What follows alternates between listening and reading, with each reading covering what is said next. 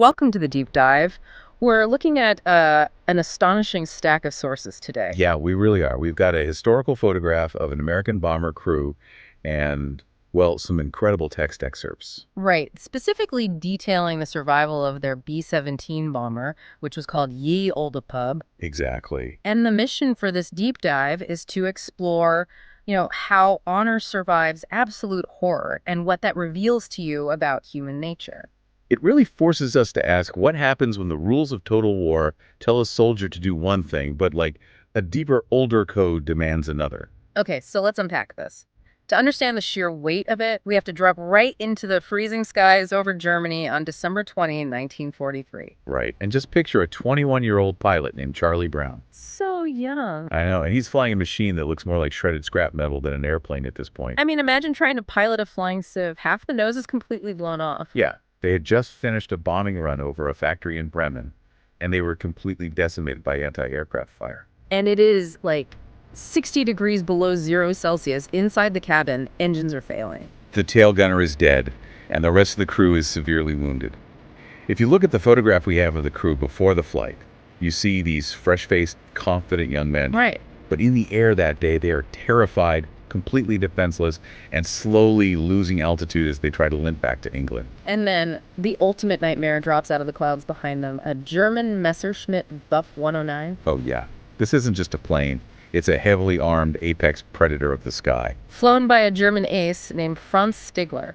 And get this, Stigler only needs one more confirmed kill to earn the Knight's Cross. Which is Germany's highest military honor. Right. So he has every incentive, military, social, personal, to just, pull that trigger. And he lines up the shot. A BF-109's cannons would tear a crippled B-17 apart in seconds. But he doesn't. No. As Stigler closes in, he notices the bomber's defensive guns aren't tracking him. So he flies closer, pulling up alongside the shattered fuselage, and he looks directly into the massive holes in the plane. Oh, wow. Yeah, he sees the blood. He sees the crew frantically trying to save their wounded friends. Wait, I have to push back here because this makes no sense to me. Stigler is a highly conditioned fighter pilot in the middle of a total war. Right. By not shooting, he is actively committing treason against his own military. Was this split-second choice driven by pure empathy, or was it strict military honor? Like, how does a visual just override years of intense indoctrination? Well, what's fascinating here is the why.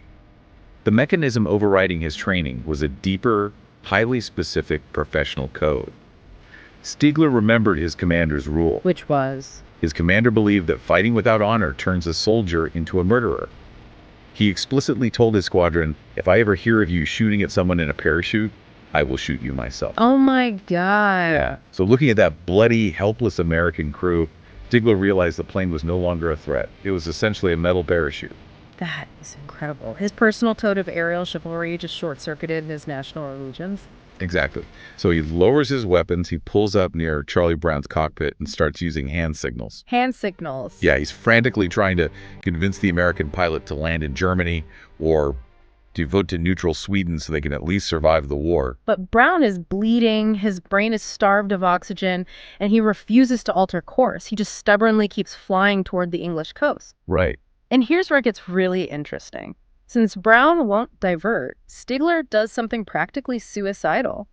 He tucks his Messerschmitt in incredibly close to the American bomber. He essentially becomes a human shield, so German coastal flak won't shoot them down. Wow. He had to. The coastline was heavily fortified.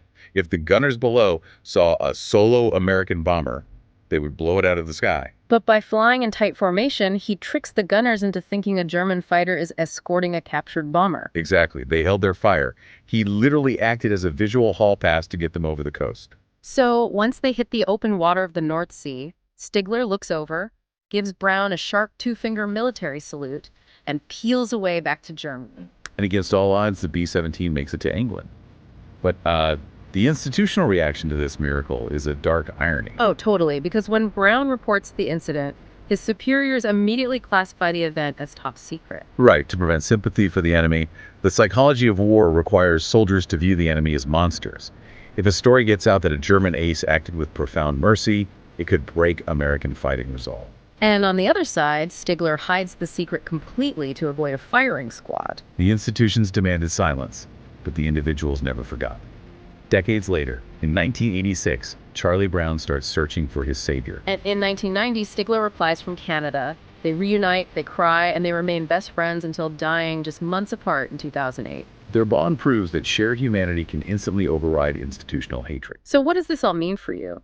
Empathy in high-stakes environments isn't just a fleeting emotion, it's an act of rebellion. Yep. Which leaves you with this final thought.